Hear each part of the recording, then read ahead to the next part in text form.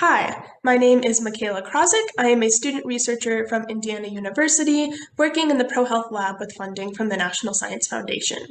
Today, I'll be presenting on a project about abortion storytelling in online communities, which I am co-authoring with Emily Rhodes under the mentorship of Katie Seek and Anne Krawczyk.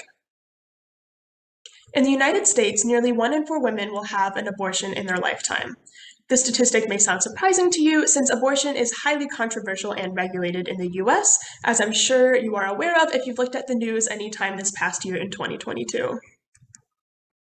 One tactic that pro-choice organizations have been using to increase abortion access and awareness is storytelling. Many people of all genders and backgrounds are putting their abortion stories out into the world in the hopes of decreasing stigma and/or supporting one another. As human-computer interaction researchers, we're especially interested in this topic because abortion storytelling has found a real home in digital spaces, such as these 3 abortion storytelling websites that I have on the slide here. And this is the idea that our research team has really honed in on, wanting to better understand how are people sharing their abortion stories in online spaces. From the qualitative side of this project, we want to know how can an asynchronous remote community, or ARC, support people in writing their abortion stories more effectively. In this instance, an ARC is a type of study where you put people into an online space together and then you assign them activities to encourage interaction and conversations and to help researchers better understand their experiences. We also want to know how are people's abortion stories going to change according to the planned sharing platform, such as Facebook versus Instagram versus Twitter. To answer these questions, we have 2 elements, an online survey and a workshop. The goal of the online survey was to better understand who exactly is interested in sharing their abortion story. What information do they want to share, under what conditions, what are their abortion experiences and their abortion attitudes? Essentially collecting all of this information to help inform a later design intervention.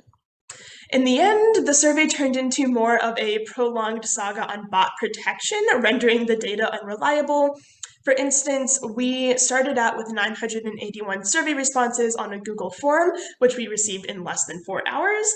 And after converting all of our questions to the Qualtrics platform and implementing a variety of fraud protection and data validation techniques, we ended up with fewer than 15 valid responses. And even those we are not super confident in at this point in time. So even though the survey data did not pan out quite like we thought it would, the process of creating and refining these questions set a really great foundation for our second element. We are in the final stages of designing a storytelling workshop, which will be hosted asynchronously over Slack. If you're unfamiliar with Slack, it is a messaging platform geared towards the workplace, which will allow us to create a private group and then communicate with participants across a variety of topic-oriented channels. On this Slack workspace, participants will complete 10 activities over 2 weeks, bookended by a pre-survey and a debrief survey. And the goal of this workshop is to spark engaging conversation about abortion and to help participants iterate on their written abortion stories. In the beginning of the workshop, we ask participants to write out their abortion story, and then as they complete more activities and engage in more conversations, we request that they go back and add relevant information. For instance, one of our activities has to do with different advocacy methods for increasing abortion access, and then we prompt participants to go back to their written story and add a call to action. All of the 10 activities were informed by a wide variety of resources, including material on writing effective stories, methods for reducing stigma, and recommendations from previous research related to abortion rights advocacy. Once we conduct this workshop, hopefully in this upcoming fall 2022, our results will be pulled from analyzing the evolution of participant stories across the 10 activities, looking at their experiences from the debrief survey, and pulling their workshop interactions from the Slack API. Having these results will help inform future storytelling campaign efforts by helping us better understand how do people want to share their stories and how will online spaces influence their experiences.